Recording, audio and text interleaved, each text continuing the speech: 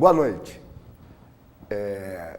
Me parece que as atitudes tomadas pelo presidente e pela mesa da Câmara Municipal de Rio Claro em relação aos últimos acontecimentos envolvendo as sessões camarárias parece ter dado resultado, já que na última segunda-feira a Câmara Municipal e o movimento sofreu um visível esvaziamento e esperamos os próximos capítulos. E todo mundo sabe que eu estou falando do problema da taxa de iluminação. Sejam bem-vindos ao Contexto, que hoje recebe o engenheiro, arquiteto, né? Engenheiro. Só engenheiro. Engenheiro, ex-vice-prefeito, ex-prefeito, liderança regional do Partido Social-Democrata Brasileiro, PSDB, meu amigo Cal Machado. Boa noite, Cal, seja bem-vindo. Boa noite, João. Boa noite, telespectadores e todos os simpatizantes aqui da pauta do Contexto. Estou à disposição aí, porque o programa se propõe, além de ser revelador, provocador, também ser um programa documentário para poder registrar parte da memória da nossa cidade. É isso mesmo, Cal. Eu acho que você aprendeu muito bem o espírito do programa.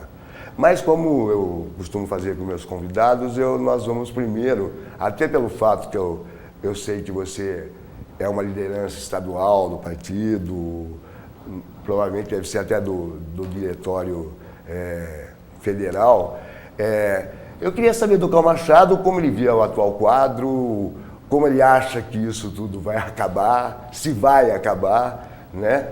E como ele vê, como você vê a situação do Brasil, tem impeachment, não tem impeachment, se é a favor do impeachment, porque inclusive dentro do seu partido a gente a favor e contra.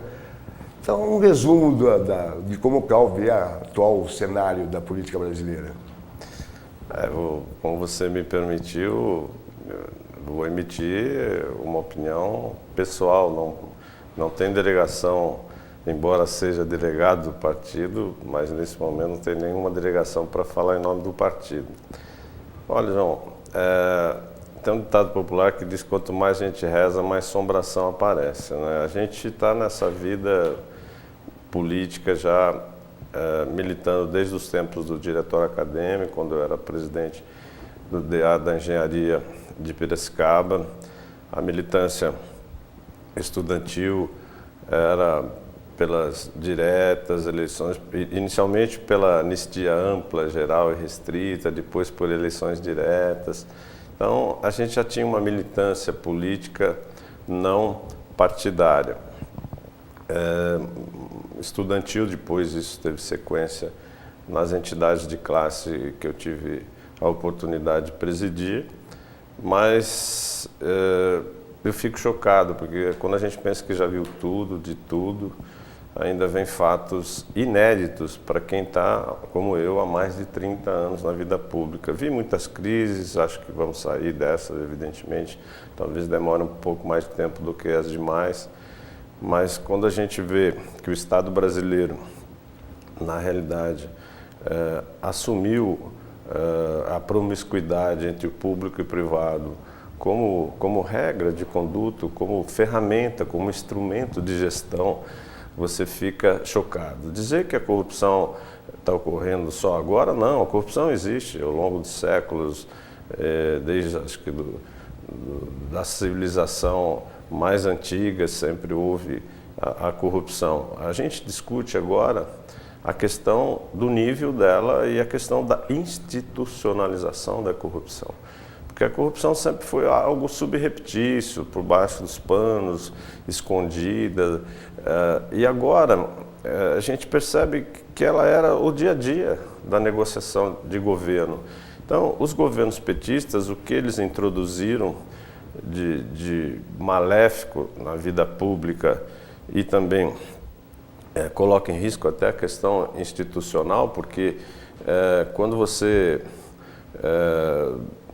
adota, como nós adotamos, um regime onde os poderes têm que ser harmônicos e independentes, e você vê que o poder executivo ele acaba eclipsando os demais poderes e controlando os demais poderes através de um mecanismo que envolve a corrupção e os malfeitos na linguagem deles, você coloca em risco o sistema institucional. Acho que nem Montesquieu, quando elaborou esse princípio, essa filosofia de gestão pública, ele imaginava que os níveis de controle pudessem ser tão intensos, né? Mas eu vou insistir, como que você acha que vai se dar o desfecho disso? Você acha que vamos fazer a pergunta direta, você acha que a Dilma acaba o mandato dela, não acaba o mandato dela? Você acredita no impeachment, não acredita no impeachment? Eu não acredito que vá ocorrer o impeachment, porque o impeachment constitucionalmente ele tem uma instrumentação para poder gerar a discussão processual. Você veja que o Collor teve um impeachment pela via política, porque pela via jurídica, quando foi julgado o caso dele, ele foi inocentado. Então, se o impeachment do Collor ocorresse pela via do Supremo, ele estaria presidente até o final do seu mandato. Como foi pela via política, e a maioria congressual entendeu que ele devesse ou deveria ter saído como saiu, aí ela foi mais rápida. E eu não vejo hoje... Mas, assim, não é muito semelhante, o Collor não acabou sendo empichado, como se diz no pela via popular, política. mas porque ele perdeu a maioria do Congresso. Sim. E a Dilma, visivelmente, não controla o Congresso. Não vamos confundir votação de lei com votação de impeachment. Eu fui deputado e posso dizer com conhecimento de causa. Isso eu tinha esquecido. O legislativo, em qualquer nível, municipal, estadual e federal, é um balcão de trocas. Existem as trocas republicanas, legítimas, onde o executivo pede ao legislativo: olha, eu preciso do seu voto no projeto de lei A, B ou C. Aí o vereador ou o deputado estadual ou federal diz: olha, muito bem, eu estou sensível aí, vejo que é constitucional, é legal, não vejo problemas. Mas e o pleito que eu fiz para aquele bairro, e o pleito que eu fiz para aquela ponte, aquele hospital, e aquela verba, e aquela coisa? Então, ele negocia normalmente o seu voto, imaginando, quando eu digo republicano, é você trocar as canetas, os poderes de barganha nesse nível, não pedir e legislar em causa própria, ficar pedindo empregos para parentes, ou amigos, ou cabos eleitorais, ou esquemas para poder se enriquecer ilicitamente. Então, na realidade, a votação é uma coisa de lei, e o impeachment é algo que é mais complexo. Veja que, mesmo dentro do meu partido e dos outros partidos, pessoas que pensam, não é qualquer uma pessoa que está ali de alegre, vamos dizer assim. Eles analisam o the day after, como se fala, o dia seguinte. Como será o país depois do impeachment? Nós vamos ter quem vai substituir? É com o vice? É com o presidente do Congresso? É com ou da Câmara? Ou é com uma nova eleição? E se acontecer isso ou aquilo? Como isso tem implicações de ordem econômica, de ordem política, de ordem social?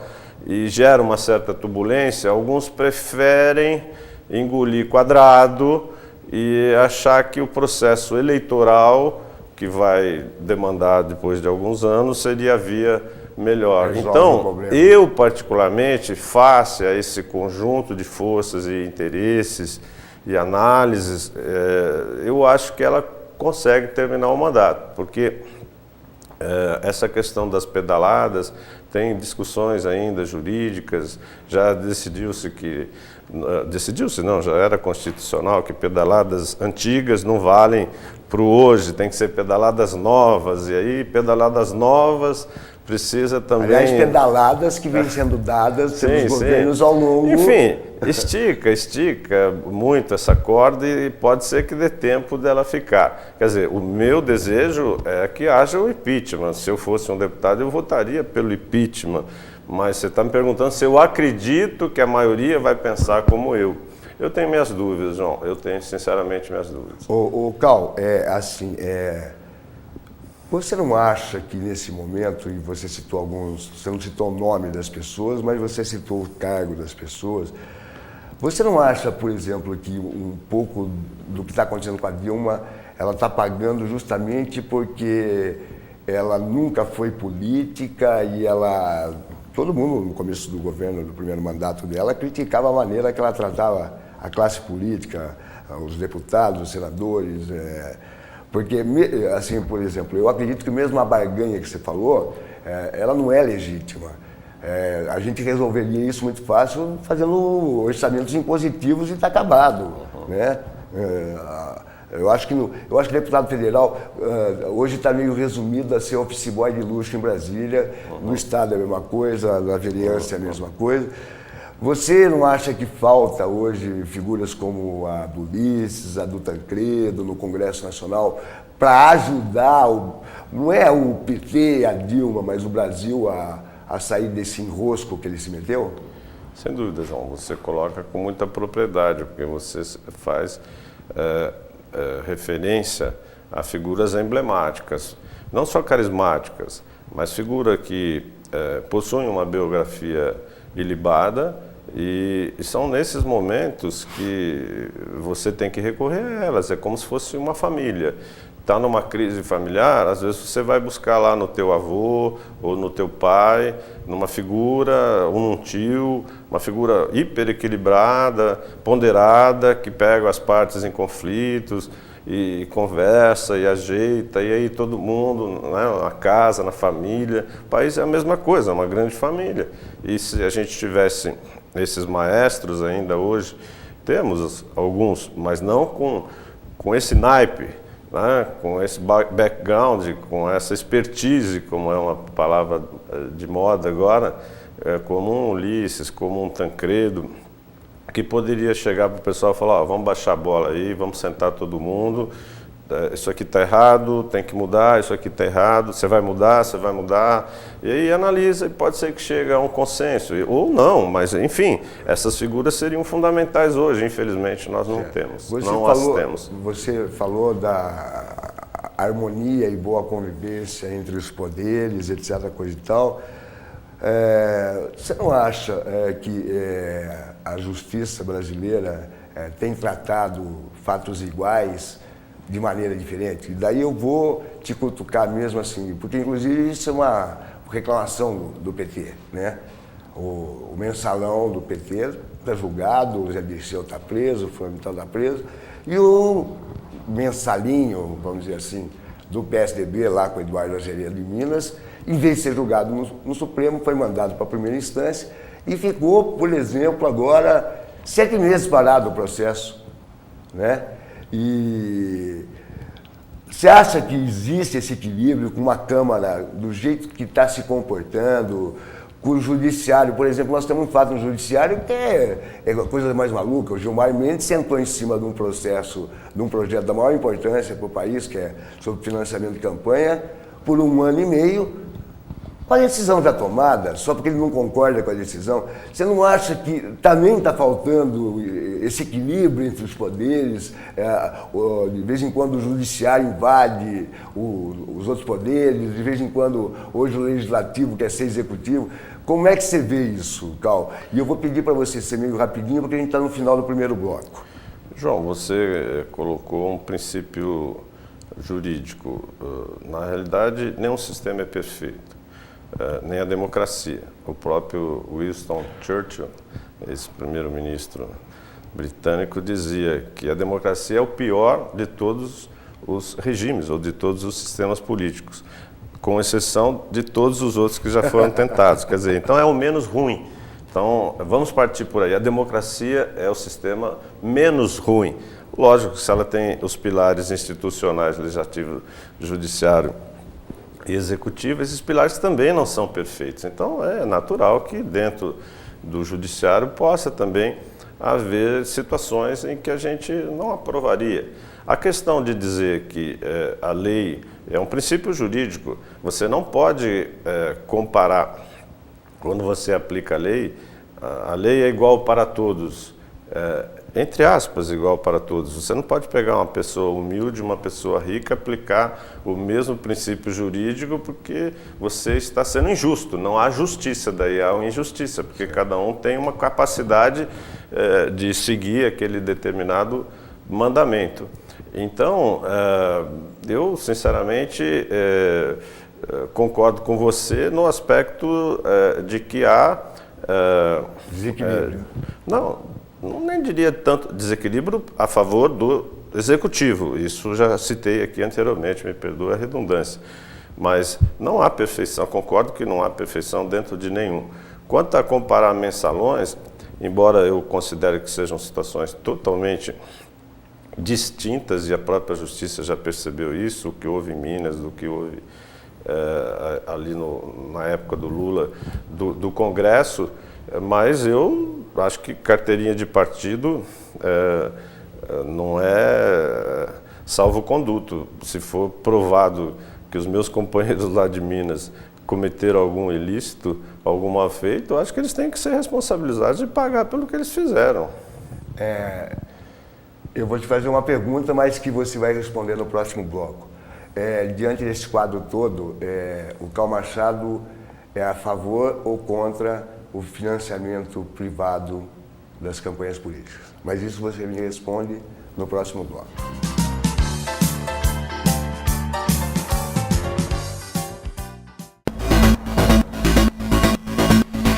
Tá a fim de saber tudo que rola no mundo da bike, então se liga no De Bike TV. Toda semana trazendo notícias e informações fresquinhas do mundo da bike pra você. E você pode participar enviando o vídeo do seu pedal. Bike! Olá galera, é isso aí, Esporte Livre. Toda sexta-feira eu espero você aqui na TV Cidade Livre pra gente falar de esportes, basquete, vôlei, futebol, Campeonato Paulista, vela, Rio Claro e muito mais. Toda sexta-feira aqui na TV Cidade Livre em 2 horários, ao 12:30 e 7 da noite. E também na internet redecidadelibre.com.br. Vem com a gente, Esporte Livre!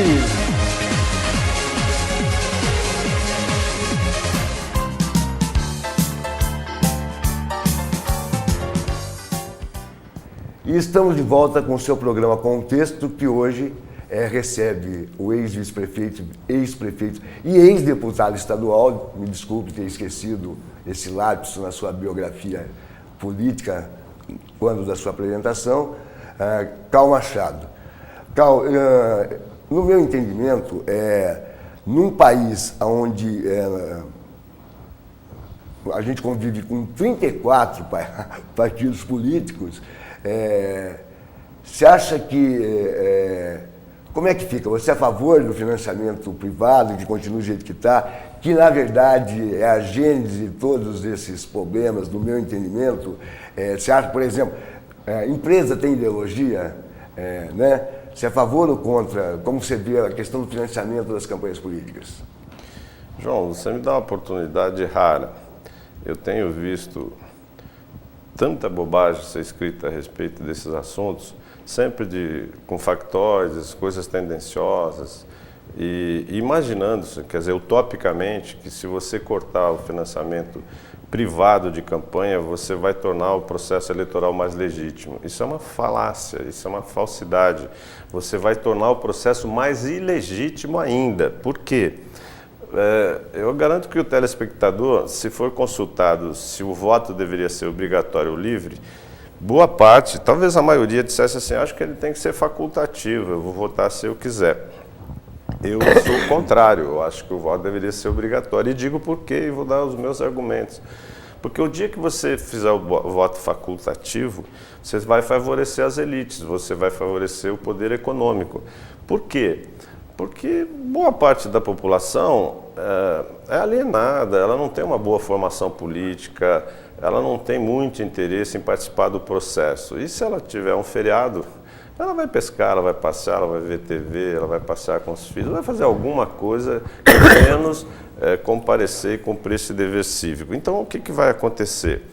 Só vai quem for, ou que tiver uma boa consciência política, ou tiver alguma vantagem em comparecer. Quem é que pode oferecer vantagem? O candidato pobre, o candidato sem recurso? Não, é o candidato milionário, é o candidato... não é o candidato tostão, é o candidato do milhão, que vai poder dar essas vantagens indiretas para levar o eleitor dele. Vai ser como os coronéis de antigamente, que levavam seus eleitores de cabresto para votar na eleição.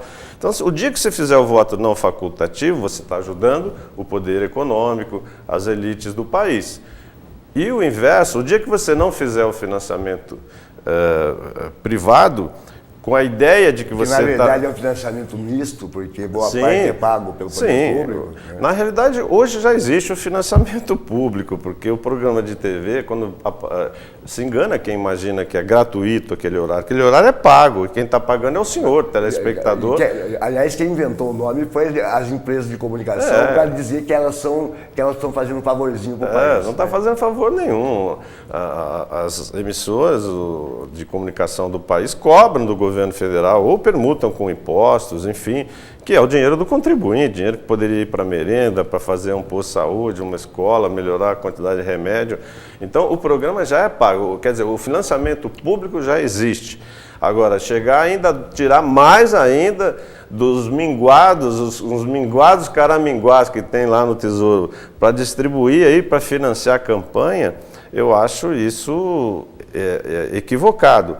E imaginar que o candidato rico não vai recorrer ao seu poder econômico para fazer a sua campanha é uma ilusão. Quer dizer, você vai tornar de novo a campanha clandestina, você vai ter um submundo, você vai ter um caixa 2, você vai ter, evidentemente que fica difícil você comprovar se quem está passando de carro com um adesivo de um candidato no vidro está sendo remunerado ou não. Então é mais fácil você tornar aquilo legal, falar, olha, quem quiser patrocinar um adesivo no vidro de um carro, pode patrocinar. O que vai acontecer? Você acha que alguém não vai colocar adesivo no carro? E como que você vai provar se ele recebeu uma vantagem ou não? Então, dizer que não vai ter financiamento privado é uma utopia. Então, como eu acho que nós temos que mitigar essas utopias, essas falácias, temos que colocar o quê? Amarrações, para que não haja o abuso do poder econômico,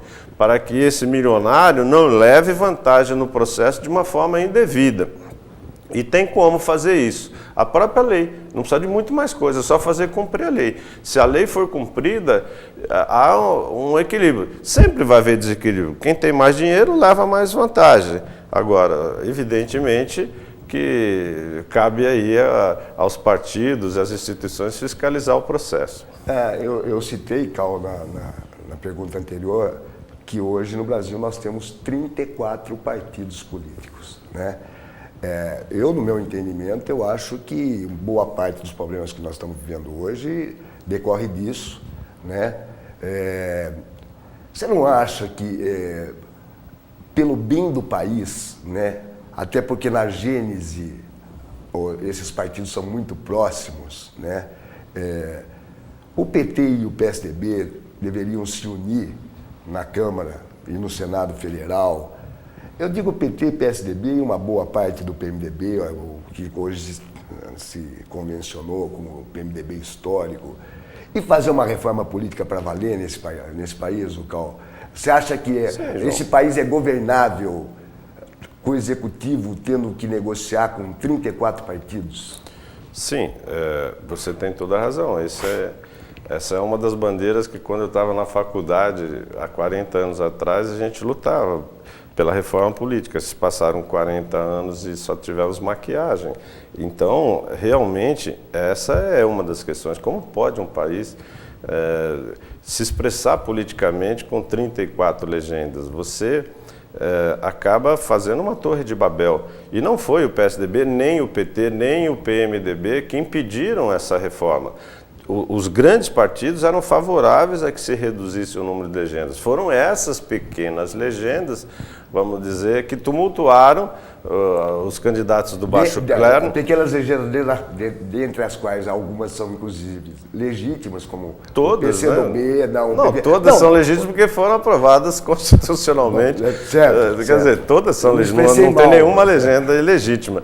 Mas os pequenos partidos se mobilizaram e juntos eles formam um bloco e uma força poderosa que não deixaram passar nas votações. Mas não vingou. O PSDB, o PT e essa parte do PMDB não é suficiente, por exemplo, já que, pelo jeito, e a própria resposta sua dos 40 anos demonstra isso, essa reforma, se depender do Poder Legislativo, não vai nunca ser feita, porque favorece a quem está votando o negócio. Se unirem para, por exemplo, então chamar uma constituinte exclusiva para fazer a reforma, porque senão nós não vamos. Seria ideal. O próximo governo vai ter que conviver com essa barganha, o outro. Seria ideal. Ter uma constituinte nesse momento para o país seria uma das alternativas da transição, uma constituinte. Eu concordo contigo. Para quem, evidentemente, não é familiarizado com o termo, a constituinte é um momento em que a nação se reúne para estabelecer uma nova carta legislativa, uma carta constitucional. Lógico que não vai jogar fora no lixo o que já foi construído em 88, que nós aprovamos na época com o doutor Ulisses ainda, o senhor Diretas, né? Mas dá uma ajustada e aí sim poderá ter êxito. Do jeito que está, tentamos agora, evidentemente. Nunca se chegou tão próximo e nunca foi tão debatido a reforma política como foi agora. Antes eram só maquiagem, mas agora não. Agora queriam fazer mudanças realmente estruturais ou radicais ou estruturantes e não conseguiram. Ficou ali um paliativozinho aqui, outro ali, mostrando, como você disse, que do Legislativo já provou-se que não consegue fazer. Cal, no Brasil, as comunicações, que é um setor muito sensível, faz muito parte desse jogo político todo que a gente coloca, ela é dominada e alguns querem contestar, mas isso está provado, é dominada por sete famílias, né? O nosso setor de comunicações é um setor altamente, mais do que monopolizado, ele é oligopolizado. O Cal Machado é a favor ou contra a regulação da mídia? Absolutamente contra. A mídia, ela é para a cidadania e para a civilização o instrumento mais eficaz de você controlar as sinecuras de poder, você controla. Por quê? Porque pode as 7 ou as 70 famílias ou 700 grupos controlarem a mídia, mas não vai impedir que o João Pimentel, que o Cal Machado abra um canal de comunicação com a população e denuncie determinadas falcatruas, determinadas irregularidades, ilícitos do poder, e é livre, você vai poder fazer. Na medida que você controla tudo isso, essas concessões ficam muito engessadas. O que você tem é que, como ontem, foi aprovado o direito de resposta, por exemplo. Então, se essas famílias que controlam a mídia... Desculpa, eu sou jornalista, mas o que foi aprovado lá não vai resolver problema nenhum. João, mas vamos dizer, são medidas, eu não estou dizendo avanços, da eficácia. Pequenos avanços. São avanços que, na realidade, o país está carente para que não haja. Mas a imprensa é assim no mundo todo, não é só no Brasil. Não, aí que está. O que eu estou a não ser nos países totalitários, como aí Venezuela, Coreia do Norte, enfim. Deixa eu intervir para você, que talvez... Porque tem uma misturança muito grande, inclusive na cabeça de gente bem esclarecida, eu acho que, como você, achar que o que se pretende, pelo menos a sociedade civil, não estou dizendo os políticos, etc., pretende simplesmente desmontar os oligopólios e democratizar o acesso à distribuição. Ninguém está falando de regular conteúdo. Nos Estados Unidos é proibidíssimo propriedade cruzada. Na França, na Alemanha, assim, não existe nenhuma legislação no mundo. Aliás, o Brasil não tem nenhuma legislação que dê o mínimo contorno. É o único setor da economia que não é controlado por nada. Então, sim, mas você está me dizendo duas coisas agora, João. Uma coisa é controlar. Você disse que não vai controlar o conteúdo. Eu conheço o João, somos amigos. O João foi meu aluno também, não foi, João? Isso, não vamos nem contar isso, né, João? O problema é seu, quem vai ficar mais velho aqui vai ser você. Se contar, quem vai ficar mais... Aliás, você já contou. Conheço você o João desde a sua adolescência e vou dizer que ele, de ingênuo ele não tem nada. Então, imaginar que você consiga construir um mecanismo executivo, um aparelho de Estado para controlar a mídia e ela não vai controlar conteúdo, eu discordo plenamente. O dia que você tiver um aparelho desse, vai controlar conteúdo, sim. Agora, a questão cruzada, sim, você tem razão. Mas aí não é uma questão de comunicação, é uma questão muito mais ligada à ordem econômica.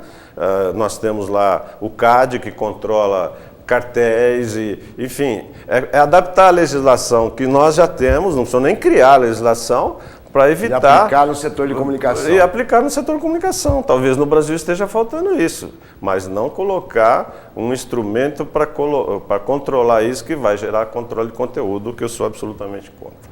Bom, eu acho que a gente já deu uma boa pincelada nos principais assuntos. É lógico que a gente teria muito mais para falar da questão nacional, etc.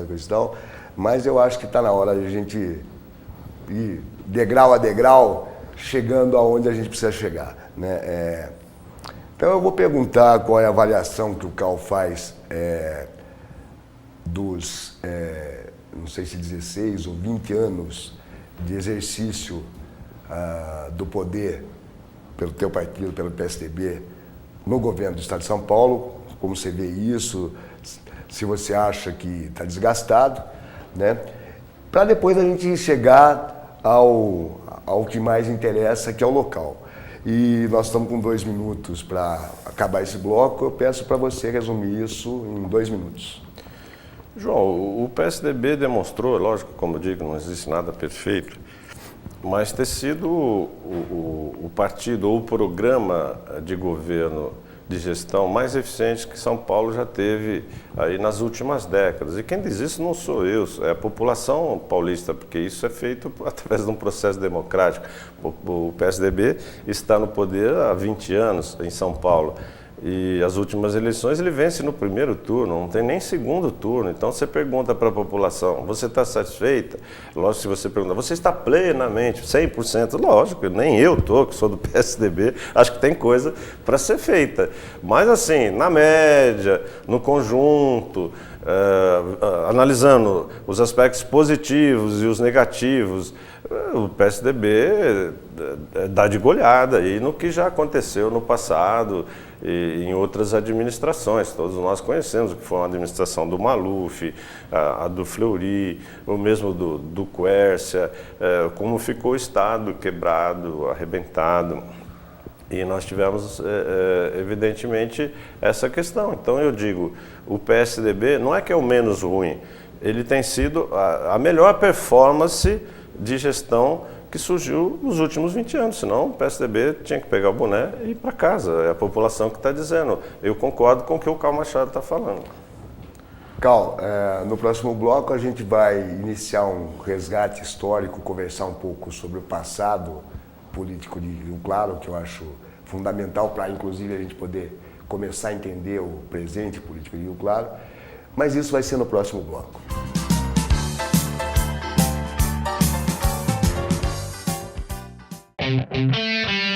As novidades da informática aqui na sua televisão. Quem assiste ao Hard Software fica por dentro dos lançamentos de jogos para PC com o Anderson Cardoso.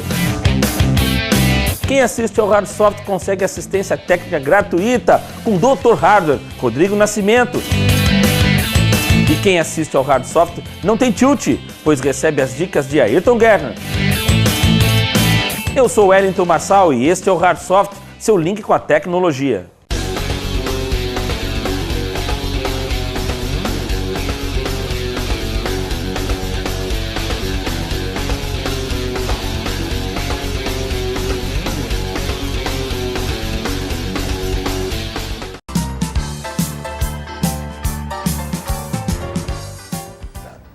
E estamos de volta com o seu programa Contexto, que hoje recebe, e eu vou resumir, o ex-prefeito Cal Machado.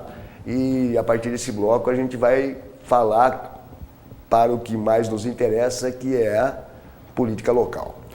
O Cal, você, como você já esclareceu à população, você teve uma militância política no movimento estudantil, começou pela esquerda, vamos dizer, porque naquela época todo mundo que não era de direita era de esquerda, só tinha duas opções. Mas você chega realmente o início da tua vida política pública é quando você se elege como vice-prefeito na chapa Lincoln Cal, que na época fez uma campanha, acho que o que eu me lembro é a primeira campanha que o marketing fez parte dela, né? A história do Piro Lincoln, por exemplo, aliás, essa nem se repetiu nunca mais na história do país, é uma coisa que... Mas isso eu acho que teria que fazer uma discussão com mais gente para tentar entender. Como você começa, como é que se deu essa junção Lincoln-Cal? E vamos começar assim, e como é que...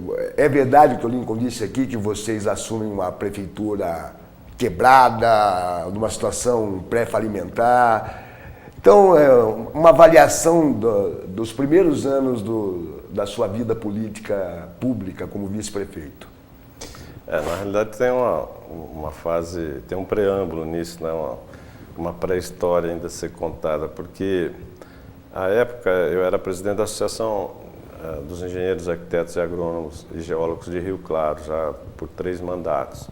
E como presidente, a gente tinha uma atuação comunitária muito intensa, a gente discutia a questão de preço e qualidade de asfalto, questão de plano diretor, então... O famoso asfalto sem asfalto. Isso, então, essa depois foi o Lincoln que introduziu, mas a gente discutia a questão mais técnica, nós éramos profissionais habilitados para fazer isso, os peritos hoje judiciais são todos da nossa área, ninguém vai dizer porque a ponte vai cair ou um prédio, eles vão buscar no IPT, lá o Instituto de Pesquisa Tecnológica, os técnicos para dizer. E a gente entrou de cabeça, sem nenhum viés de ordem de política partidária, mas era uma questão mais de zelar pela eficiência do recurso público. E aí foi um passo, né? Porque a gente fez uma interface forte com a comunidade, com algumas outras instituições, começamos a ser consultados sobre diversas questões de interesse. E aí os partidos políticos, abriram o olho e falaram, tem lá Os partidos não, o partido. Daquela época tinha 2 só também. Não, mas na realidade o que aconteceu... Ah, não, é verdade. Surgiu, eu vim pelo Partido Popular. Então, embora fosse um partido, vamos dizer, mais de centro e direita, porque tinha banqueiros, tinha Magalhães Pinto de Minas, que era um banqueiro, tinha Olavo Setúbal. Você começa, na verdade, no Arena Jovem, não é isso? Arena Jovem, você não participou do Arena Jovem? Nunca fui filiado. A minha primeira filiação foi de um partido natimorto, que era o PP, que não durou nem um ano.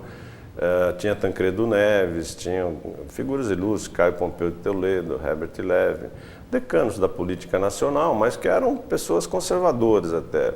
Então, a minha primeira opção foi uma opção conservadora, vamos dizer assim. Mas por quê? Porque eles estavam dizendo que ia ser uma de centro, que era quase a social-democracia da qual eu faço parte há 20 anos, sou fundador do PSDB. Mas não vingou, porque o governo federal, por um casuísmo da legislação... O governo federal não, né? A ditadura militar, muito bem colocado, a ditadura militar, usando das suas prerrogativas despóticas, mudou o regramento eleitoral. Fez uma reforma política. Fez uma reforma política no tacão mesmo, né? Na baioneta. E impediu a sobrevivência de uma nova legenda, entende? Que seria uma terceira força. Aí o doutor Ulisses, muito esperto ou experiente, não vamos dizer que foi esperteza, com o Tancredo, que era outra raposa da política, conversaram e falaram, então, se vocês estão inviáveis, venham unir forças conosco, porque nós somos a oposição e queremos derrubar essa ditadura que aí está, e foi o que foi. Nós somos incorporados ao PMDB, e aí a ditadura militar entendeu que naquela eleição, para contemplar todas as alas e as frentes que existiam em ambos os grupos, porque como o João colocou muito bem no programa, 34 ou 37 partidos é muito, mas 2 também é pouco. Então, eles entenderam que os 2 se desmembrariam em 6, seriam as sublegendas, 3 para cada um. É como se tivesse 6 partidos. Aí dentro de cada grupo, os grupos se arranjaram e surgiram então 3 candidaturas na Arena e 3 candidaturas no PMDB, que já era PMDB, já era PMDB, se não era MDB. Ah, é verdade. Pô, no pacote, a ditadura fez queria acabar com o nome MDB. Não, e daí inventaram essa história do P, e eles tiveram que engolir, que foi uma coisa da raposice, Ulisses com o Tancredo. Sim mesmo. Então, na realidade, na discussão, o nome do Lincoln surgiu por quê? Na época que eu era presidente, o Lincoln era meu diretor na Associação do Engenheiro e ele também tinha grande participação, ele era bastante atuante lá na entidade, mas ele não tinha participação partidária, ele não tinha um partido, ele não tinha filiação, ele não tinha uma interface com a comunidade tão forte quanto a gente que já estava estruturado. E o PP reuniu grandes forças da cidade, grandes lideranças elitizadas, obviamente. Tinha pouca pessoal pisando no barro, mas pessoas de bem da comunidade, médicos, engenheiros, dentistas, enfim, professores, intelectuais, pessoas da Unesp e tal. Não vou aqui ficar citando nomes para poder... E aí, na época, como uma legenda ficou com o Dr. Álvaro Perim, o ex-prefeito, outra legenda ficou com o grupo do Rui Fina, a terceira coube ao antigo PP. Por acordo do Ulisses com o Tancredo, o PP teria uma legenda. Pires, via Rio Claro... O Pires era o presidente do PMDB, ele teria... quase que não é uma obrigação, mas ele teria que conduzir uma terceira legenda obrigatoriamente a esse grupo que foi agregado. E a gente ficou com essa legenda. Como no grupo não tinha nenhuma liderança que quisesse ou falasse, não, eu vou ser o candidato a prefeito, tá?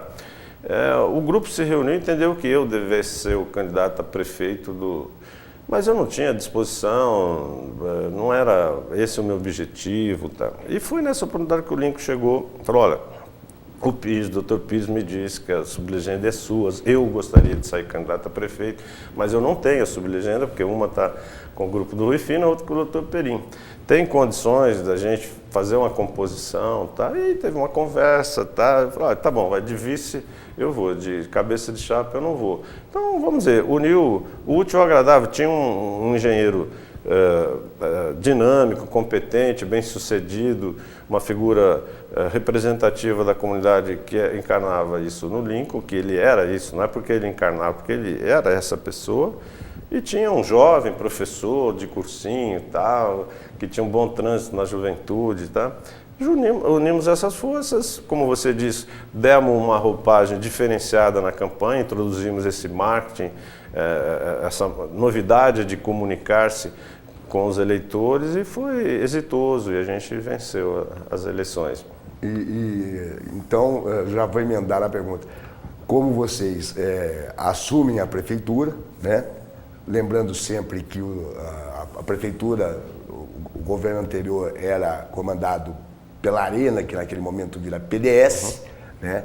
E era uma chapa composta pelo Nevoeiro e pelo Aldo Demarque, que além de ser o vice-prefeito era o cunhado do Nevoeiro, continua sendo, logicamente, o cunhado do Nevoeiro, e que daí o Nevoeiro se afasta da prefeitura para ser candidato a deputado estadual e os últimos 9 meses, na verdade, da prefeitura que antecedeu vocês, foi governada pelo Aldo Demarque. Eu quero saber como que vocês encontram essa prefeitura, se o Cyborg se justifica e em que momento que depois acontece um rompimento entre você e o Lincoln. Eu gostaria de saber o porquê do rompimento e quando ele se dá esse rompimento, o porquê do rompimento. Resume tudo isso, que eu acho que é um bloco inteiro. Estou gostando inteiro de participar desse programa porque dá essa oportunidade de colocar a nossa versão e algumas nem é versão, porque são fatos, né? Tem fatos e versões, fatos são coisas que estão lá registrados historicamente. Só me permite uma pequena correção na sua fala, não foi eleita a chapa Nevoeiro Aldo, foi eleito uma chapa Nevoeiro Hugo Romero Saraiva, o vice-prefeito da cidade. Verdade. Era Hugo Romero Saraiva. O Aldo era o presidente da Câmara, verdade. O Aldo era presidente, nem era presidente, o presidente era Caran, o Manuel José Silva. E aí o Hugo renunciou por rompimento com o Nevoeiro, ou por questões empresariais, enfim, ele voltou lá, me parece que ele tinha ligações lá no Nordeste, tá? Me parece, isso eu não vou afirmar com certeza, mas que ele renunciou, Rio Claro ficou sem o vice-prefeito. Nessas condições, é o presidente da Câmara que é o substituto imediato do prefeito. Como o Nevoeiro pretendia sair e como saiu para ser candidato e a regra exigia realmente que ele renunciasse ao mandato, ele, para colocar alguém de confiança, manobrou na Câmara Municipal para que o Aldo, que era cunhado dele, provavelmente por laços afetivos e familiares, ascendesse até a presidência da Câmara. Houve uma eleição, o Aldo ficou presidente, daí ele saiu, o Aldo assumiu. Então esse é o primeiro registro, tá certo? Eu agradeço porque me ajudou a lembrar fatos dos quais eu participei também. Sim, Aliás, eu só vou, assim, e os nossos espectadores me permitam, eu acho que seria muito ruim para vocês e para nós aqui interromper. Na verdade, a gente faria uma parada para um bloco. Como os nossos patrocinadores são gente que entende da gente, vamos continuar aí a conversa e depois a gente para só para o último bloco. Segunda, realmente, quando nós assumimos, Lincoln e eu, encontramos a cidade como terra arrasada. Por quê? Porque a política na roça, ainda hoje, em muitos grotões, mas bem menos, ela foi feita na base de uma política assim, almoce ou jante, almoce teu adversário, senão ele te janta, né? Então, quando um prefeito ou quando um grupo político perdia uma eleição, ele destruía a máquina pública para que o outro grupo levasse 1, 2, 3 ou 4 anos para poder recuperá-la. Assim, na oposição, eles tinham fôlego para poder se reorganizar. Como não tinha reeleição, evidentemente a chance de voltar. Então, no Brasil todo, isso não aconteceu em Rio Claro, mas aconteceu, evidentemente, nessa oportunidade. O grupo que perdeu falou, não, temos que destruir, e usaram de tudo que podiam para criar as dificuldades. 3 salários de funcionalismo atrasado.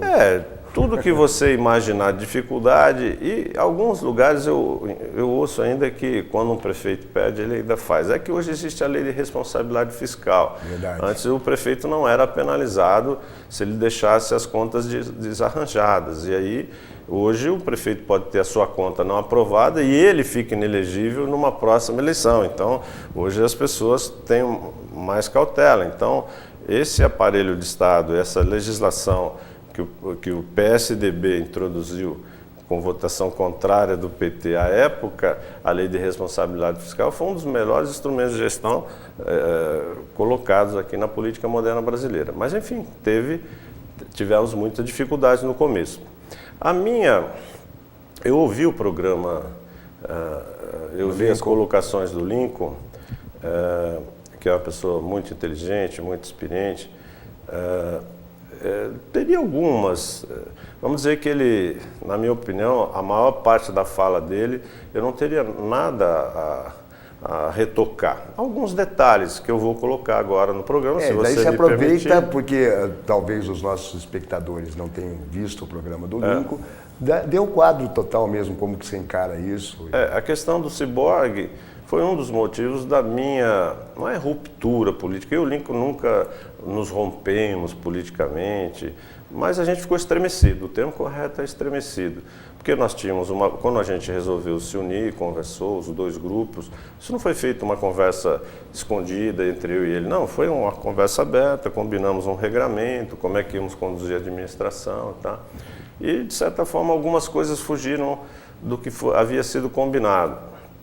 E nem eu e nem ele tinha maturidade política suficiente naquela época de acertar essas arestas. Então, a atitude natural minha de rebeldia foi me afastar, entendeu? Estremecer com ele, falar, cuida da tua vida. Eu acho que ele falou errado. Ele falou, você era secretário de governo, na verdade. Ele eu, falou era chefe de gabinete. eu era vice-prefeito, mas assumi a secretaria de governo. Então, que era a secretaria que coordenava. É uma boa para corrigir a informação dele, que ele falou chefe de gabinete, eu acho que ele se perdeu.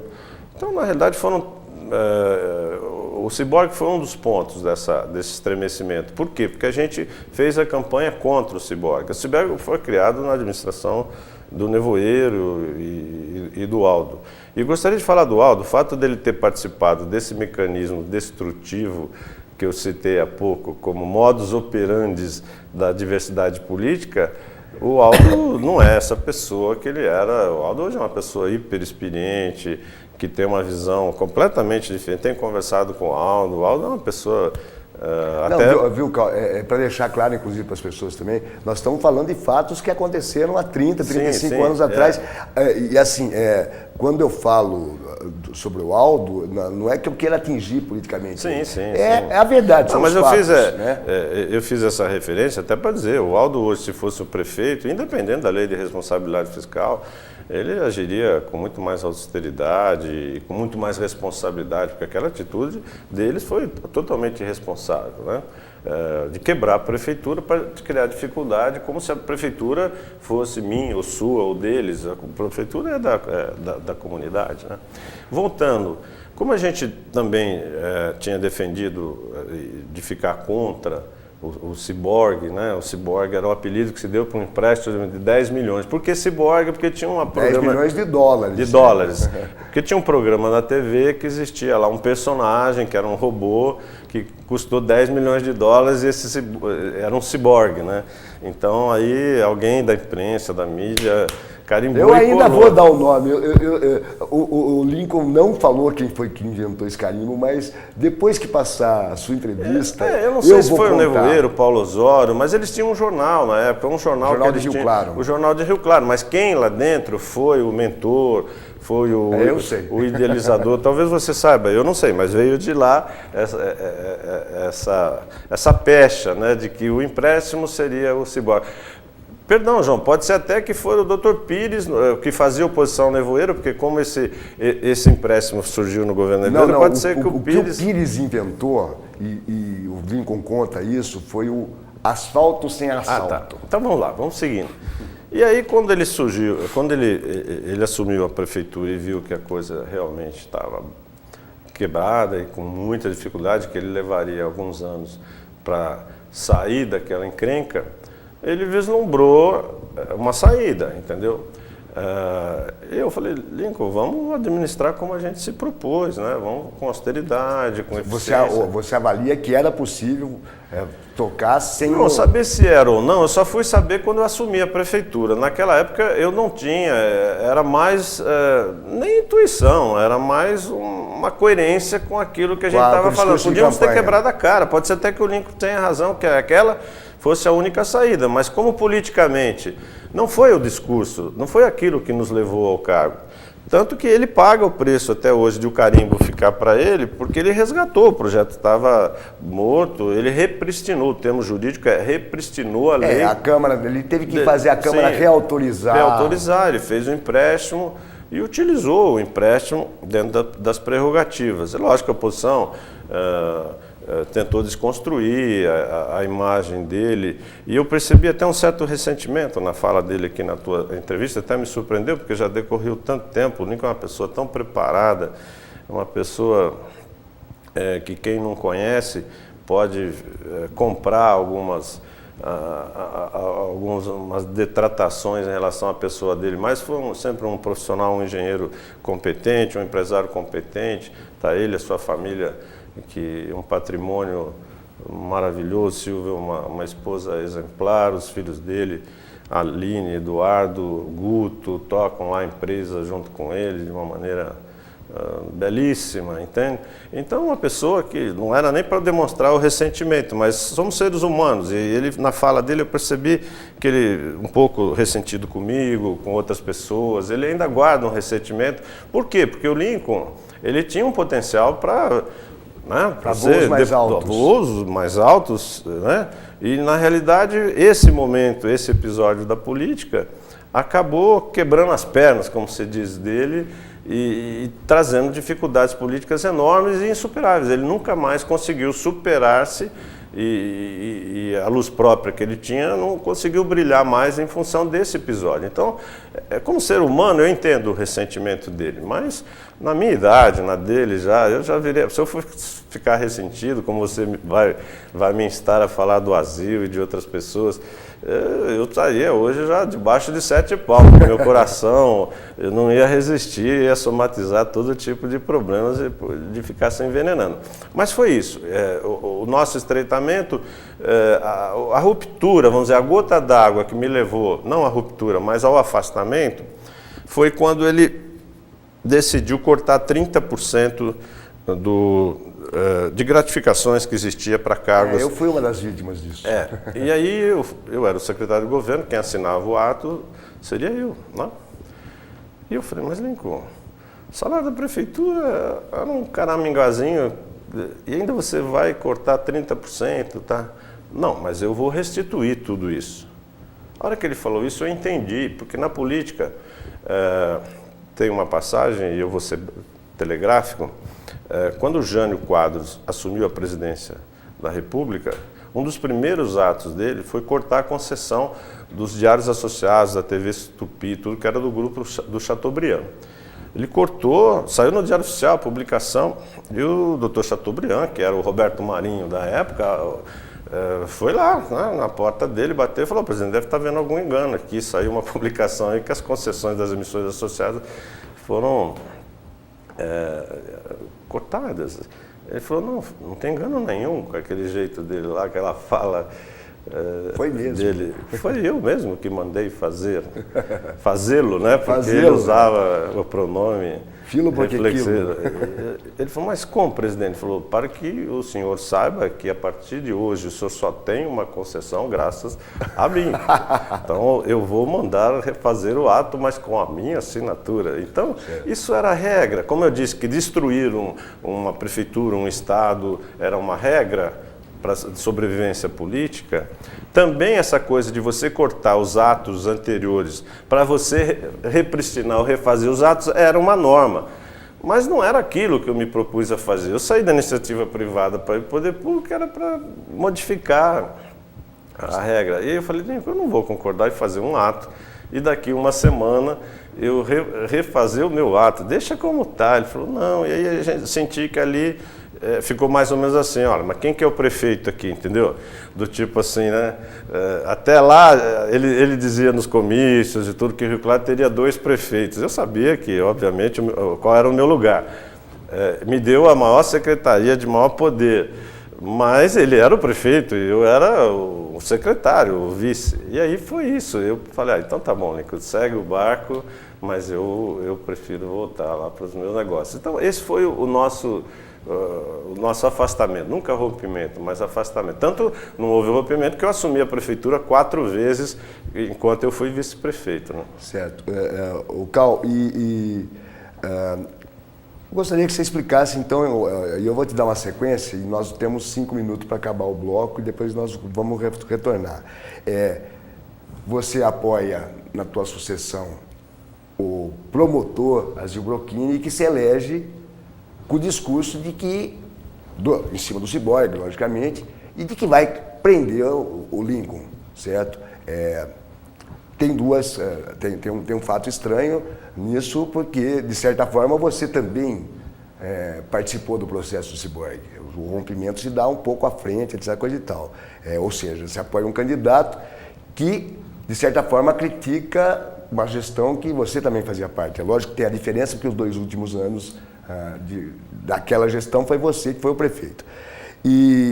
Mas depois, mais estranho do que isso, é que o Azil, em vez de retribuir o apoio na sucessão dele, Ele vai e apoia o nevoeiro, que daí, público notório, e como a história comprovou ser verdadeira, ao contrário do que ele tentou e conseguiu convencer a população naquela oportunidade, era um político que ia ser preso no dia da eleição.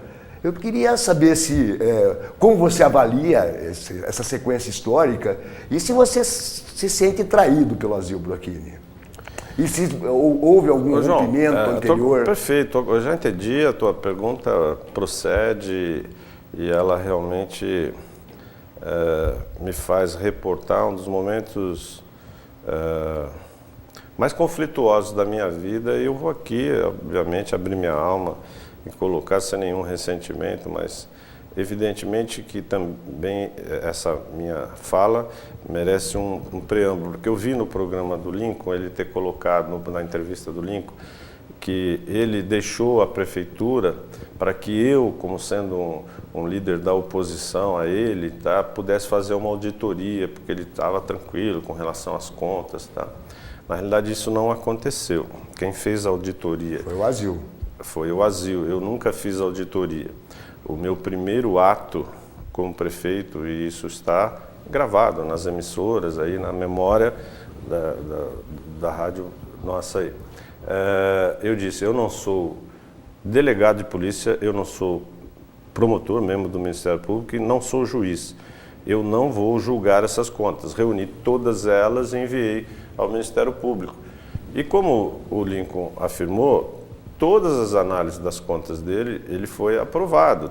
O Ministério Público nunca o questionou, as contas foram mandadas, tem fotografia do dia, do evento. E a auditoria do Azil, com as empresas especializadas, também não apontaram absolutamente nada de irregularidade.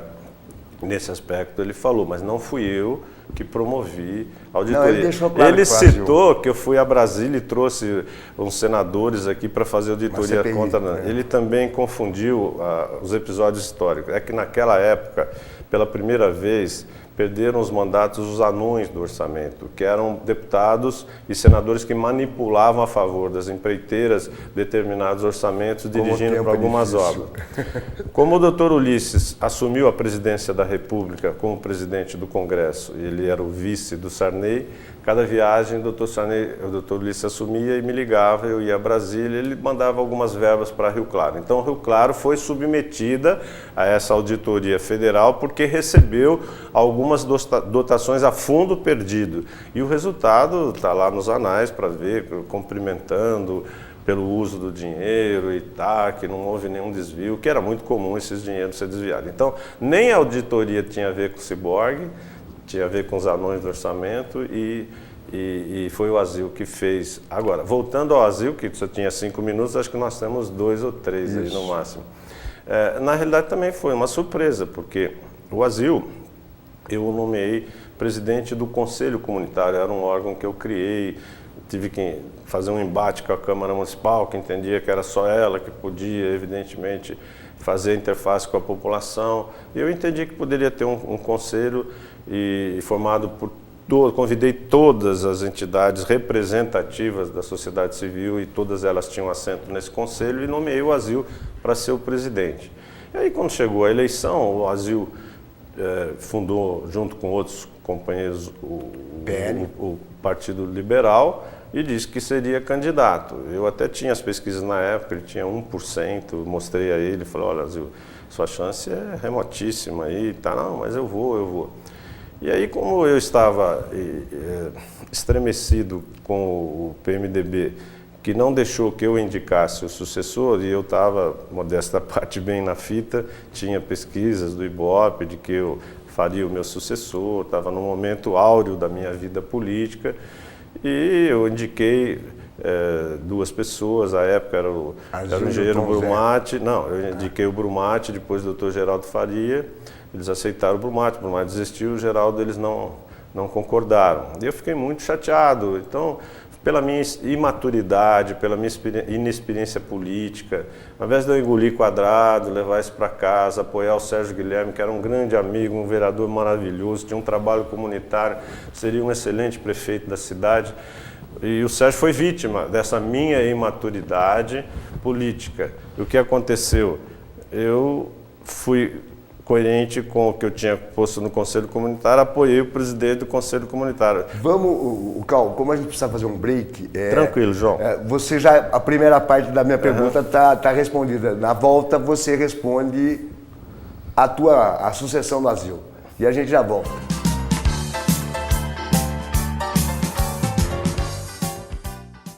Fazer exercício físico é muito importante na busca de nosso bem-estar. Alivia o estresse, melhora a forma física e aumenta a qualidade de vida. Academia Bem-Estar, musculação, jiu-jitsu, muay thai, zumba. De segunda a sexta-feira, das 6h30 às 22 horas. Rua Plinta, 282 Jardim Paulista. Telefone Plinta 237127. Academia Bem-Estar, cuidando de você e sua saúde. O Bate-Papo Cultural é um evento mensal realizado pelo Arquivo Público que promove o encontro entre pesquisadores de diferentes áreas do conhecimento e a comunidade rio-clarense. Todas as quartas-feiras, às 23 horas, com reprise sextas, também às 23 horas, você confere aqui na programação da TV Cidade Livre. Acesse nosso site e nos siga no Facebook para mais informações sobre os eventos e atividades realizados pelo Arquivo.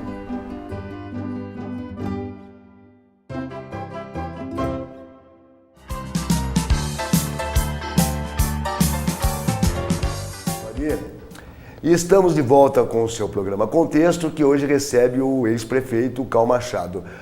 Cal, vamos encerrar o episódio do Asilo para poder falar um pouco de hoje, Rio Claro hoje. O Asilo era um promotor muito atuante e era o presidente que eu coloquei no Conselho Comunitário. E ele foi beneficiado, foi uma loteria, caiu no colo dele. O meu rompimento, não, o meu estremecimento com o PMDB, que eu fiquei desiludido com a forma como foi conduzida a sucessão. Eu estava bem e não consegui indicar o meu sucessor. E aquilo, para mim, apoiar o Asilo foi uma espécie de vitória de pirro. Eu queria demonstrar ao PMDB que eu tinha bala na agulha. E como é que eu podia fazer isso? Apoiar o candidato que tivesse a menor representatividade e potencial político. Eleitoral, porque político ele tinha, ele era um promotor atuante, bem conceituado, e um bom presidente do Conselho Comunitário. Então ele tinha consistência, musculatura política, mas ele não tinha nada eleitoral, ele tinha 1%. Então eu peguei o Asilo, convidei, ele aceitou imediatamente o meu apoio, e eu quis mostrar, e foi isso no final, a gente fez uma campanha rápida e ganhamos a eleição. A minha surpresa é que depois de eleito, sei lá, se é questão de ego, o que é, o Asilo, ele de certa forma me deixou para escanteio, talvez para tentar mostrar que ele tinha luz própria, que ele venceu com as próprias pernas, tá? O que poderia acontecer ao longo da sua gestão, mas não naquele momento, ele precisou da minha ajuda. E aí ele apoiou o Tonico Ramos, eu fui candidato a deputado estadual, ele apoiou um candidato de fora, de Araras. Ele já começou ali. Eu estava tentando lembrar por Então, 2 anos depois, ao invés, ele tinha um acordo comigo, que ele ia me apoiar para deputado. Ele já não cumpriu o acordo, apoiou um candidato de outra cidade. E depois, fui candidato à sucessão dele, ele apoiou um adversário meu, que foi o Nevoeiro, e não apoiou a mim, não retribuiu o apoio que eu havia dado a ele. Agora, quem tem que responder porque ele fez isso ou não é ele. Quer dizer, eu aqui só estou conjecturando em relação a esse episódio. É lógico que isso me levou a uma frustração, um aborrecimento com relação a ele. E diria hoje, com a maturidade política que eu tenho, com a experiência política que eu tenho, eu não repetiria isso nunca. Se eu tivesse magoado ou não com o meu partido, eu nunca ia querer mostrar que eu sou o rei da cocada preta e apoiar um adversário ou alguém que não é do grupo, tá? Não faria. Hoje, se no meu partido o meu candidato não vencer a convenção, eu apoio o candidato vencedor na convenção. Era o que eu devia ter feito naquela época, apoiado o Sérgio Guilherme, que foi uma vítima daquele momento político de eu ter tomado esse rompante de querer provar. Provei, mas não levei também. Ninguém levou. O PMDB perdeu, eu perdi também. E a administração E do nem Asilo, o PL levou. vou, porque depois o Azil também Azil manda também o PL saiu. passear também. O Azil também deixou o PL, tanto que os vereadores do PL vieram para o PSDB. Tá. O Cal, infelizmente, você já está convidado, a gente já combinou, você vai voltar, tem muita coisa para conversar, mas vamos falar um pouquinho da conjuntura local agora, e eu vou te fazer a pergunta que eu faço para todos os meus convidados que têm potencial eleitoral. Você tem coragem de ser o próximo prefeito de Rio Claro? João, só para ficar o registro histórico, da mesma maneira que eu disse ao Lincoln no começo, que ele deveria virar a página e não guardar ressentimentos, eu e o Azil hoje temos um excelente relacionamento, me dou muito bem as poucas oportunidades que a gente tem de conversar, virei a página, não tenho nenhum ressentimento, eu registrei aquele episódio, o que houve. Mas vamos coragem falar de coragem é uma questão que não falta nem a mim, nem as pessoas que já deram a sua contribuição, já foram prefeito, tá? A questão é a minha conveniência pessoal, familiar, empresarial, não é conveniente para mim nesse momento ser candidato e não serei candidato a prefeito de Rio Claro. Não me falta nenhuma coragem, até porque na minha vida eu sou muito motivado. A minha saudosa avó dizia, a dificuldade é a parteira da criatividade. Os momentos de dificuldade foram aqueles que eu pensei melhor, criei mais, agi melhor. E eu tive uma empresa há 30 anos aqui na cidade, vocês acompanharam de onde ela saiu, onde ela chegou, e foram os desafios que levaram ela a crescer. Então, a cidade hoje precisa de uma pessoa realmente assim, que aceite o desafio, porque na dificuldade que surge a criatividade, né? Crise e oportunidade, que é aquilo que todo mundo realmente sabe. Você, nos bastidores, fez um comentário comigo que eu quero emprestar, João. Você é uma pessoa muito inteligente, muito lúcida, também bastante experiente, madura agora. Você já fez suas besteiras lá no passado, como eu fiz as minhas, né? Com certeza. Mas há um ditado que diz que um nauta se forma nas tempestades. Um nauta é um bom marinheiro, enfim, é o capitão do barco. Então precisa ter essas tempestades para poder você saber como conduzir. Então Rio Claro está num momento difícil, na conjuntura regional. Você vê, em 1970, Rio Claro, Limeira e Piracicaba eram cidades com a mesma população e com o mesmo orçamento. Hoje Piracicaba é 3 vezes Rio Claro e Limeira é o dobro. Por que Rio Claro ficou para trás, tendo condições de competir em igualdade, ou até tinha Washington Luiz, Duplicada, Ferrovia, Anhanguera perto, Bitola Larga de Ferro, tinha tudo, Distrito Ulisses Guimarães, enfim, isso é para um outro programa. Eu acho que é um debate interessantíssimo, que tem a ver com o futuro da cidade. Nós precisamos corrigir essa rota, corrigir esses erros que eles corrigiram a tempo e hoje eles estão anos chegando, deixando a gente na poeira, entendeu?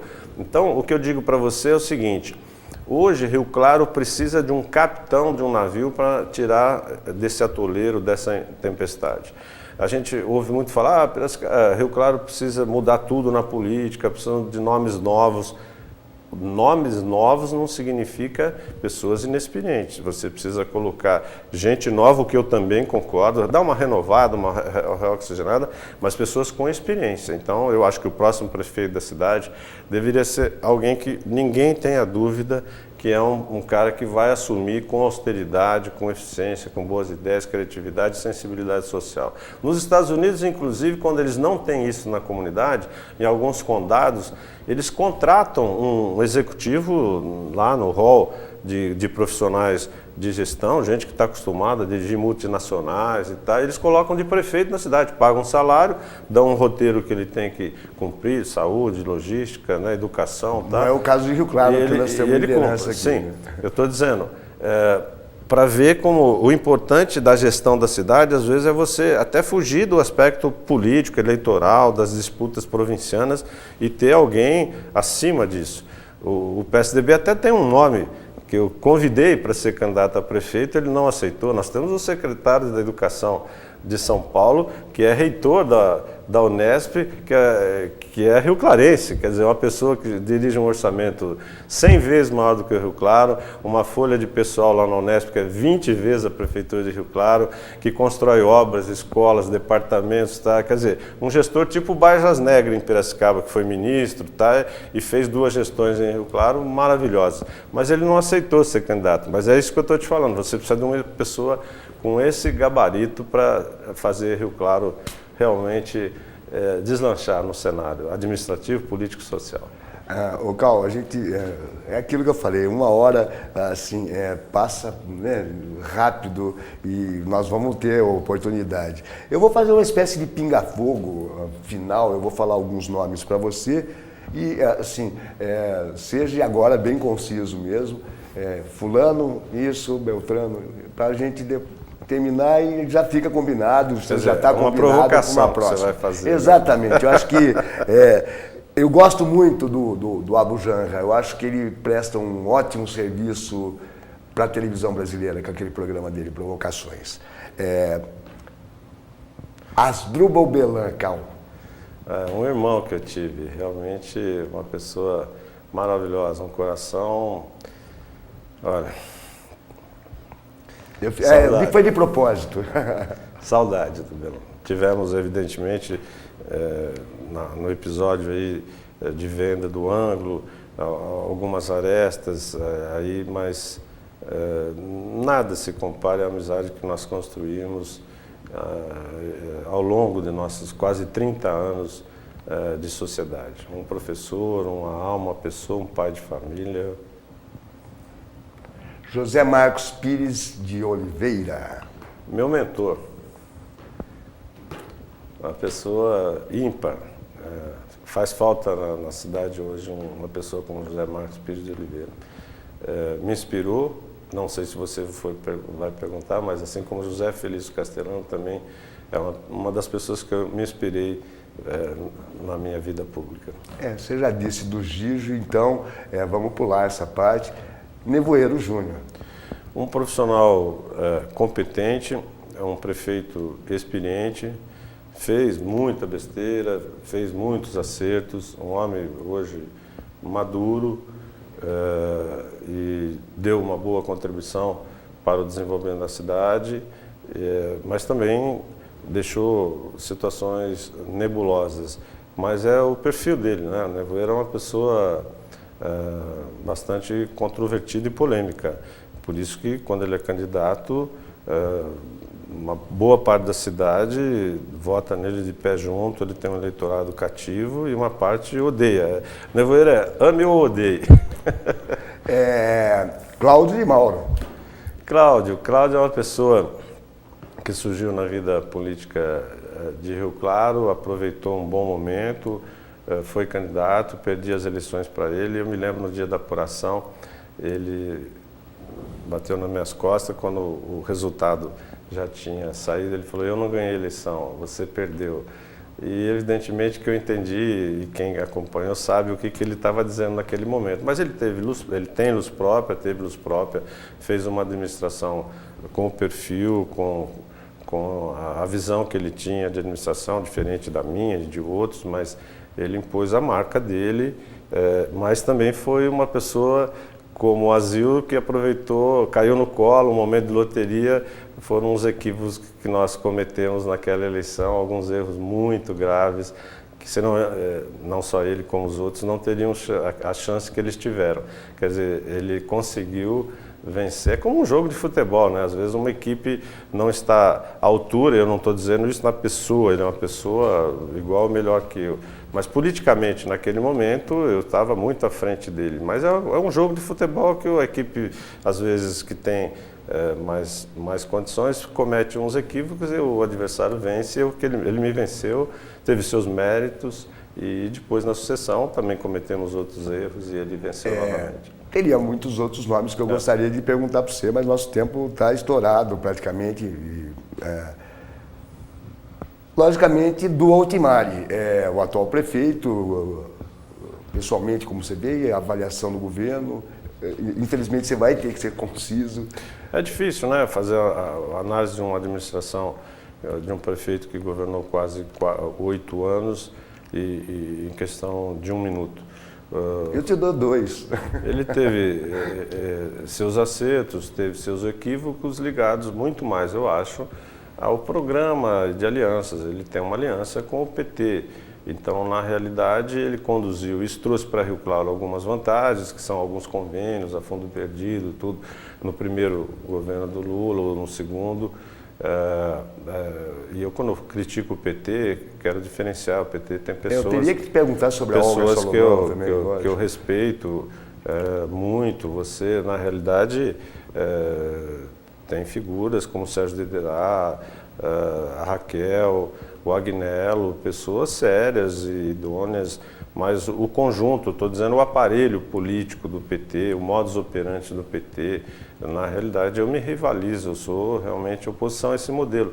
E o Du ficou engessado, né? Ele fez uma aliança, ele tem um conjunto de acordos e equipes para poder dirigir a cidade, e evidentemente que eu acho que poderia muita coisa ter sido de forma diferente, mas ele conduziu dentro dos seus limites e teve coisas que realmente você não pode criticar na administração dele. Mas se eu tivesse tempo, eu poderia, me permite a leviandade até de fazer um comentário desse tipo, você vai voltar sem aqui, poder fazer certeza. o que eu faria diferente do que ele fez e o que eu acho que ele fez que foi muito bom, mas isso fica para uma próxima oportunidade.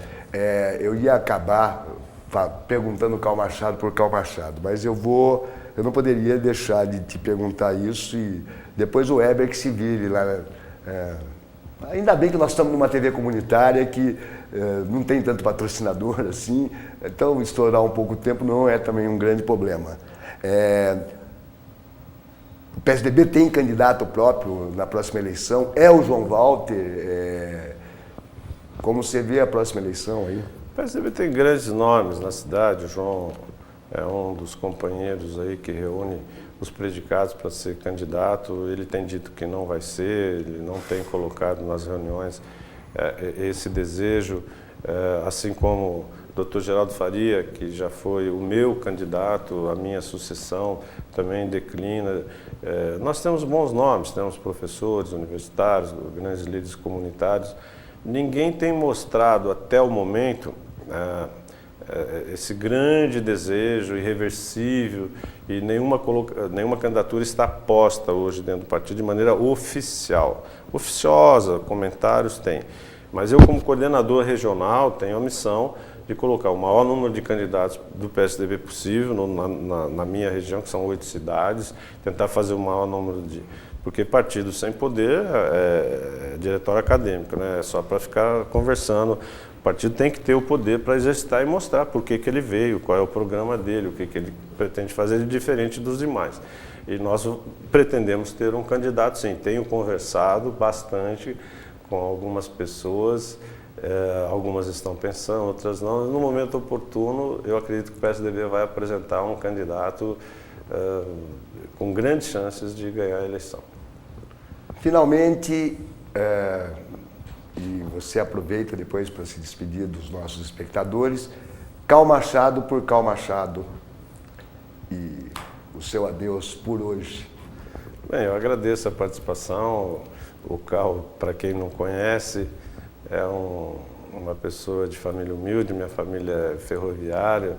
Cresci parte aqui em Rio Claro, parte em Araraquara, porque meu pai foi transferido para lá, então eu ficava fazendo essa ponte Araraquara-Rio Claro até terminar o colegial, daí vim definitivamente para morar aqui.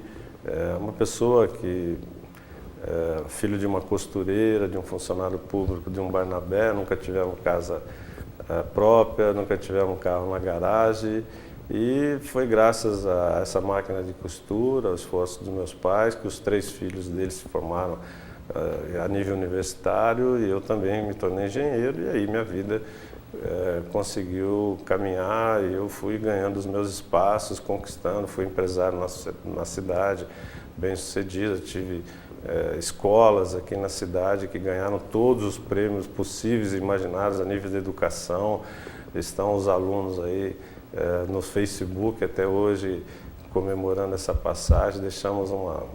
E aí a vida pública foi uma decorrência dessa escalada social, profissional, empresarial e evidentemente que eu acho que já dei a minha contribuição, a minha cota, falando no nível do exercício, né? Eu adoro política, a política para mim vai terminar no cemitério, mas você faz política no palco, você faz política nos bastidores e você faz política na plateia. Então hoje eu estou nos bastidores, quero ajudar quem está na plateia e em algum momento eu também, quem está no palco e em algum momento na plateia também. Esse é o meu momento político hoje. Plateia e bastidor. Palco ficam para os mais jovens aí, com todo o direito. Bem, Carl, eu quero agradecer por ter aceitado o meu convite, reafirmar que eu vou te convidar outras vezes para a gente... porque apesar desse programa não ser editado, depois eu acho que se a gente fizer vários programas, a gente pode fazer uma edição que dê uma contribuição para contar um pouco da história política dos últimos 30 anos da cidade, do qual nós dois participamos, eu também fui presidente do partido político. Então você já está convidado para uma próxima, seja bem-vindo, seus boas noites para os nossos espectadores e eu já vou ficando por aqui. Obrigado pela participação, estamos sempre abertos para novos convites.